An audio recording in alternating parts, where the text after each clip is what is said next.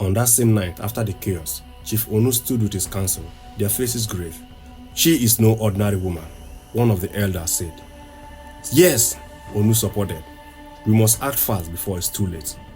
Meanwhile, Chike, torn by fear and regret, found himself drawn back to the empty hut.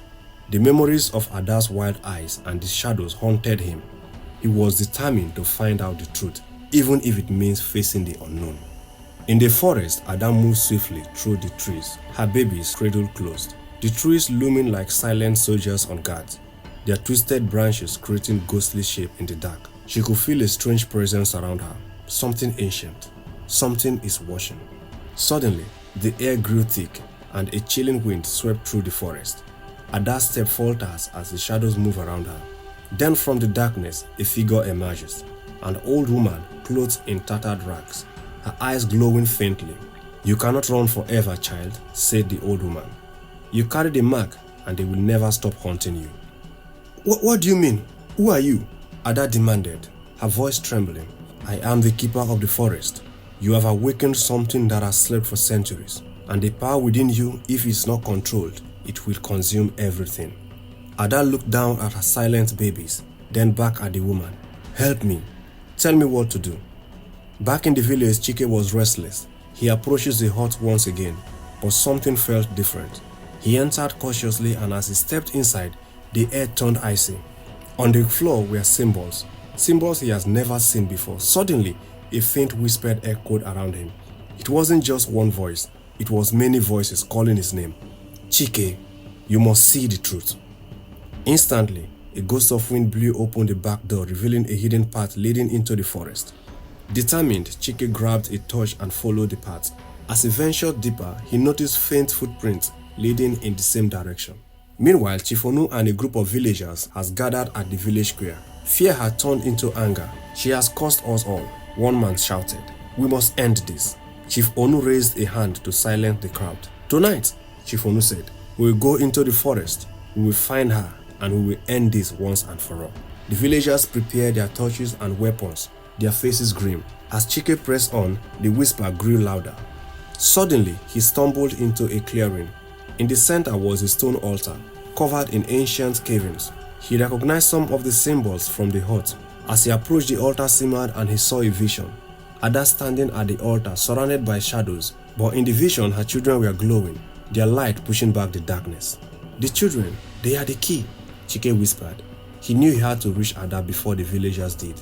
Back in the forest, Ada stood before the old woman, who handed her a small vial filled with glowing liquid. "This will help you control the power, but you must decide, will you use it to save yourself or to save them?" Ada looked down at her babies, their tiny faces peaceful despite the chaos around them. Her hand trembled as she took the vial. "I will do whatever it takes to protect them," she said. "Then be ready. They are coming for you," the old woman warned before vanishing into the shadows. Chike still racing through the forest, desperate to reach Ada before the villagers did. Behind him, he could hear the distant shouts of the approaching mob, their torches lighting up the darkened woods. "Ada, if you can hear me, don't give up," he shouted into the night. Ada stood near the stone altar, her trembling hands still clutching the vial. The forest around her was alive with tension. Shadows danced unnaturally, and the air crackled with energy. Suddenly she heard them, shouts and cracking of torches. The villagers were closing in. "Come out, Ada," Chief Onu's voice boomed, echoing through the forest. "There is nowhere left to run." Her instinct screamed at her to flee, but she knew it was too late. Slowly she stepped forward, cradling her babies tightly. From the other side of the clearing, Chike burst out, panting heavily. "Wait, don't harm her," he shouted, standing between Ada and the angry villagers. "She's dangerous," Chief Onu shouted. "She has cursed our land." "No, you don't understand," Chike pleaded. "It's not her, it's the shadows. Something ancient is at work here, and we have to stop it before it consumes us all." The villagers hesitated, their fear palpable, but their anger still burning. Before anyone could react, a chilling wind swept through the clearing, and the shadows around them surged forward. They wrapped around the villagers, extinguishing their torches one by one. Cries of fear erupted as the villagers recoiled, their weapons falling uselessly to the ground. Ada's eyes widened in horror as the shadows crept through her babies. Without thinking, she uncorked the vial and poured its glowing content over her babies. Instantly, bright light enveloped the babies, pushing the shadows back. The light grew stronger, spreading outward like a protective barrier. The villagers shielded their eyes, and the shadows writhed in pain, retreating into the darkness of the forest.